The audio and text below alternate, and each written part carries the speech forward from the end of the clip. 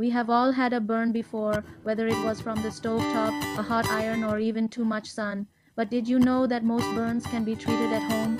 In this video, I'm going to share my top first aid tips so you can treat a burn properly, and more importantly, I'll tell you what not to do, because believe me, some home remedies can actually do more harm than good. So let's dive in.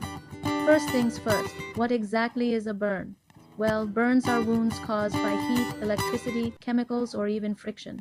The severity of a burn can vary, and we categorize them into three main types. First-degree burns affect the outer layer of your skin and are characterized by redness and pain, like what you get from a mild sunburn. Then we have second-degree burns, which affect deeper layers of the skin. These burns will not only cause redness and pain, but also blistering. And the most severe, third-degree burns damage the deepest layers of your skin. The skin may turn white or charred, and because the nerve endings are damaged, you might not even feel pain at the burn site. Instead, you may feel pain in your muscles or bones around the affected area. If you're dealing with any kind of burn, it's essential to seek medical attention if it's on your face, genitals, hands, feet, or larger than 3 inches. Now let's talk about what to do when you experience a burn. My first tip is to cool the burn immediately with cool, not ice cold, running water for about 10 to 15 minutes. This helps stop the burning process. But remember, if water isn't accessible, use a clean, cool, damp cloth instead. Next, it's crucial to remove tight items such as rings, watches, or bracelets before the burnt area swells. You may need someone else's help for this. Gently remove the items one at a time. Now let's address covering the burn. My advice is to cover it with a clean non-stick bandage. You can use a sterile gauze bandage and avoid cotton or fluffy fabrics because they might stick to the burn. If it's a larger burn, consider using a clean, dry dressing or cloth until you can get to a hospital for proper care.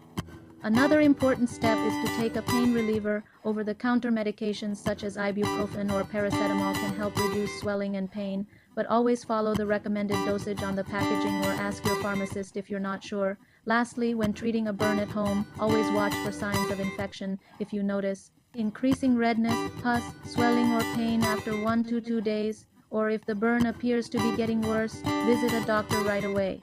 Now let's shift focus to what you shouldn't do when treating a burn. Contrary to popular belief, you should never apply ice directly to a burn. Despite what you may have heard, applying ice can actually cause further skin damage and delay healing. Instead, use cool running water as I mentioned before. Another big no is applying toothpaste, butter, or oils to a burn. Not only are these substances not sterile, but they can also trap heat and increase the risk of infection. And here's another common mistake to avoid.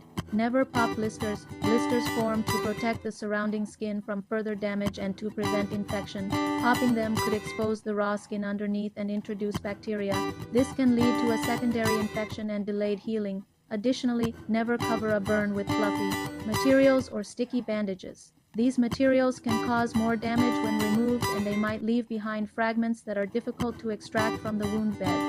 I hope these tips were helpful. Remember, when it comes to treating a burn at home, quick action and the right steps can make all the difference. By following the DOS and definitely avoiding the don'ts, you can help ensure that your skin heals well and you recover faster.